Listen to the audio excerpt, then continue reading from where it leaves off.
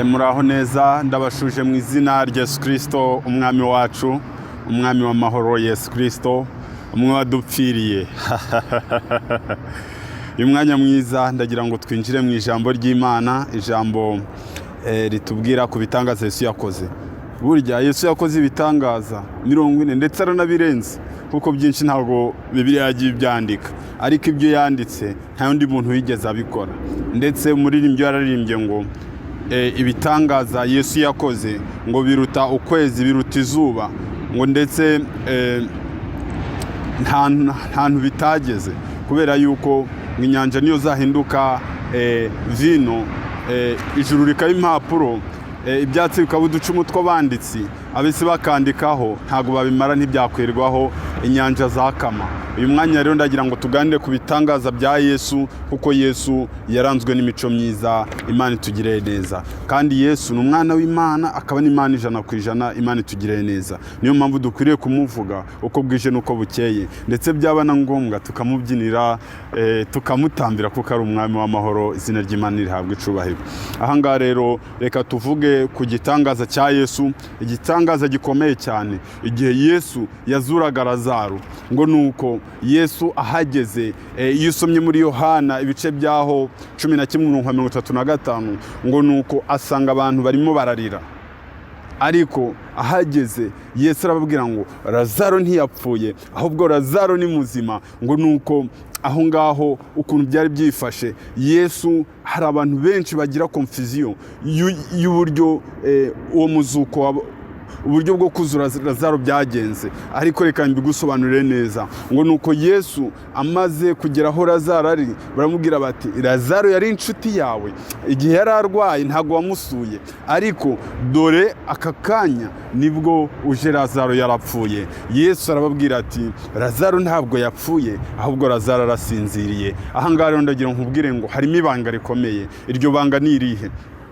Lazaro yari umukozi w'Imana, Lazaro yubahaga Imana. Uwo nguwo rero umubiri yari afite, umubiri wari wapfuye, ariko ndagira ngo nkubwire ngo Lazaro ibyo Yesu yavuze byari ukuri, ntabwo yari yapfuye. Umuntu wizera Imana ntabwo apfa, kuko igihe nikigera azabaho iteka. Izina ry'Imana rihabwa icubahiro. Aha ngaha rero Lazaro igihe yari ari mu mva, Yesu yaramubwiye ati Lazaro sohoka.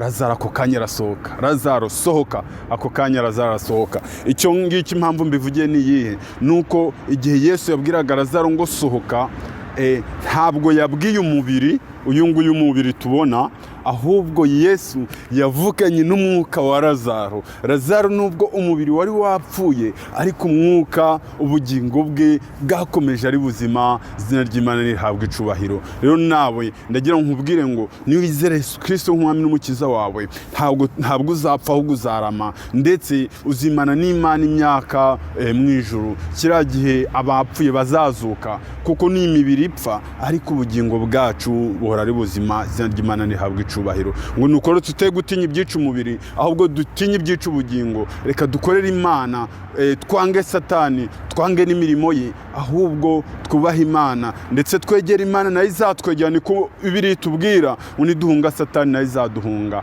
nuko nugenda ugasoma mu Efeso 3:20, haratubwira rya jambo ryiza ngo nuko ngo hari imbaraga z'Imana zidukoreramo. Izo mbaraga rero reka zigukoreremo. Aha ngaha rero igitangaza cya Lazaro iyo nkivuze kirantangaza cyane. Aha ngaha iyo ugiye mu gitangaza cya Lazaro, uragenda ukareba Petero na Yohana, ubwo nabo bazamukaga bajya ku rusengero. ngo nuko bahageze bahasanga ikirema. ngo nuko ikirema cyari cyararemaye amaguru. ngo nuko kirabitegereza. ngo nuko kirababwira kiti mwampa. Petero na Yohana baragishuje bati ifeza n'izahabu ntabyo dufite, ariko icyo dufite turakiguha. ngo mu gihe cyasabaga ifeza n'izahabu, ngo nuko nta kindi bagihaye amaguru. ngo nuko ari ikirema, arahaguruka aragenda. nyabuna reka tujye tumenya gusaba neza, ariko tumenya neza yuko Yesu yiteguye kudukora ibitangaza. uyu munsi senga uvuge ngo Yesu ndashaka kugira ngo unkorere igitangaza kimwe. Murakoze cyane rero. ubukurikiyeho tuzaganira ku bindi bitangaza bitandukanye, ariko uzirikane neza yuko ijuru rirakinguye. Yesu aravuga ngo ntabaza ndagutabara, nkwereke ibikomeye biruje utamenya. dusanga muri Yeremiya 33:3 gatatu, uyu munsi utabaze Yesu yiteguye kugutabara. Senga uvuge ngo Yesu ndashaka igitangaza kimwe, Yesu yiteguye kugira neza. Murakoze cyane rero, Imana ikomeze kuduhana umugisha, niko mbifurije nanjye nifuriza, n'izina rya Yesu Kristo umwami wacu, amen.